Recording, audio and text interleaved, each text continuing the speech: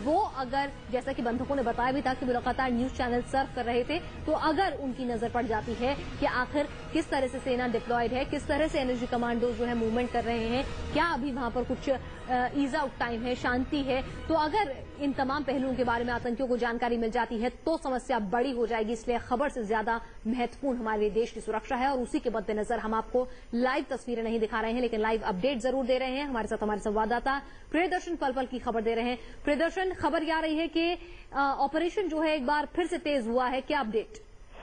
जी बिल्कुल, ऑपरेशन अभी पिछले 3-4 घंटे से रुका हुआ था, लेकिन अचानक काफी तेज हो गया है और यहाँ पे जो सुरक्षा बल है उनकी गतिविधियों में भी काफी तेजी आ गई है अचानक। अभी भी यहाँ थोड़ी देर पहले एक बॉम्ब पे ग्रेनेड का भी इस्तेमाल किया गया है।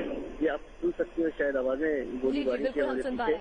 तो इस तरह से यहाँ पे काफी तेज अचानक गोलीबारी हो गई और ऐसा माना जा रहा है कि अंदर सिर्फ एक आतंकवादी बचा है और इसको सुबह तक सुरक्षा बल इसको खत्म करना चाहते हैं।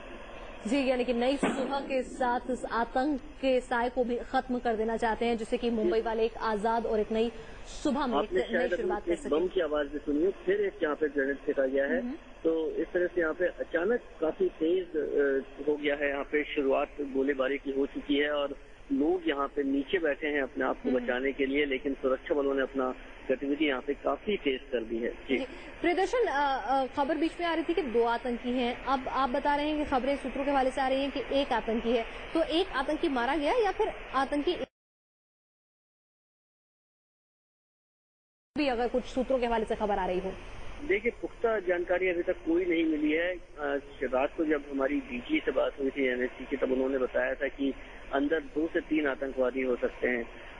हालांकि पुख्ता जानकारी उनके पास भी नहीं थी, लेकिन जिस तरह से बंदूकें अंदर से चल रही थी, तो इस आधार पर उन्होंने बताया था कि हो सकता है कि अंदर 2 से 3 आतंकवादी हों। लेकिन सोर्सेज ने खबर दी है रात को 3 बजे के आसपास की अंदर सिर्फ एक आतंकवादी बचा है, बाकी आतंकवादी अंदर मारे गए हैं।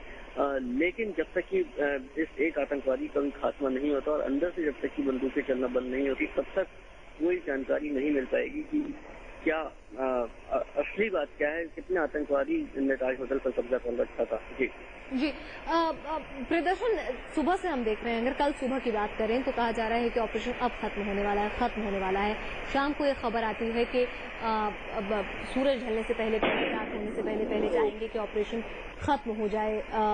लेकिन क्या दिक्कतें आ रही हैं, क्या मुश्किलें आ रही हैं कि ऑपरेशन लंबा खिंचता जा रहा है, जबकि खबर तो ये भी है कि वहाँ कोई बंधक भी नहीं है, तो क्या परेशानी आ रही है?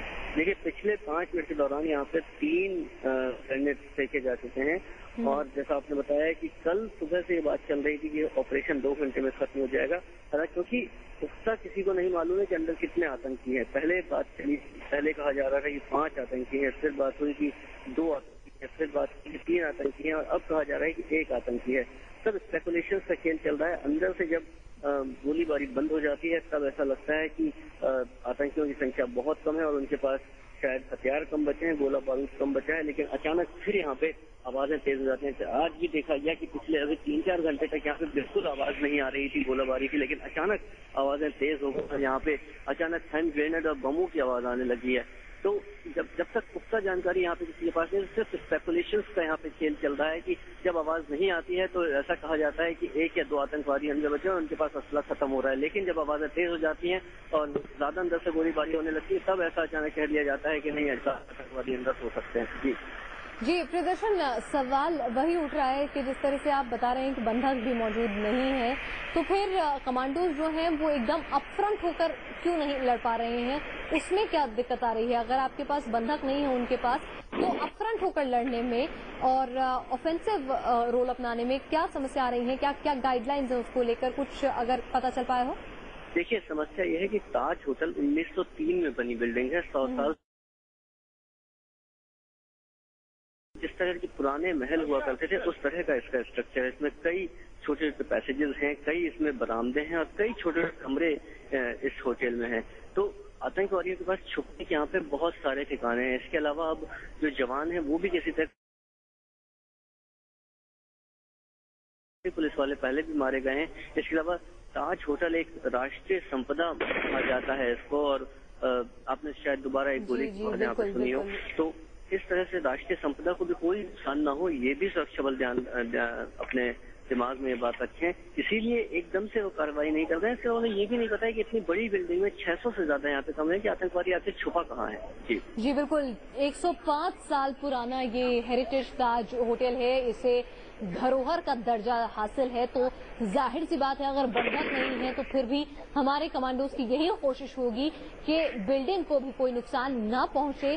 जहां ऑपरेशन 55-56 घंटे तक खिंच चुका है, तो वहां अगर कुछ देर और हो जाए इस आतंकी को ढेर करने में तो कोई दिक्कत नहीं, लेकिन हमारी देश की इस राष्ट्रीय धरोहर को 105 साल पुरानी धरोहर, जिसे देश की साख बचाने के लिए, जी हां, देश की साख बचाने के लिए ही होटल ताज का निर्माण हुआ था, क्योंकि उस समय अंग्रेजों का राज था और तब हिंदुस्तानियों को 5 सितारा होटल्स में जाने की इजाजत नहीं थी, और उसी बात को दिल पर लगाते हुए ये होटल बनाया गया था।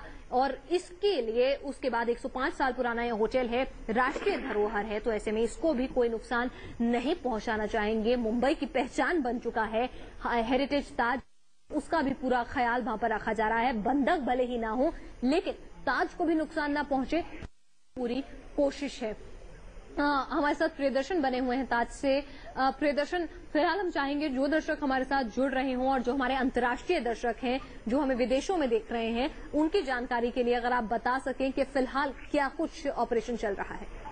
देखिए, पिछले 3 घंटे से ताज होटल में बिल्कुल शांति पड़ी हुई थी, लेकिन अभी अचानक 10 मिनट से यहाँ पे गोलाबारी काफी तेज हो गई है। 2 ग्रेनेड भी यहाँ पे इस्तेमाल हुए हैं। इसके अलावा गोलियां यहाँ पे लगातार अनलिमिटेड चल रही हैं। मैं देख सकता हूँ अचानक सुरक्षा बलों की गतिविधि तेज हो गई है। हो सकता है कि सुरक्षा बलों को शायद आतंकी कहाँ छिपा है इस बात की जानकारी मिली हो और वहां जाके उसके ऊपर दबाव बनाया गया, क्योंकि एक बात साफ है कि हॉस्टेजेस अभी बिल्कुल नहीं है होटल के अंदर और आतंकी ने किसी को बंधक नहीं बना के रखा है। तो ऐसे ढेर करना चाहेंगे, क्योंकि अब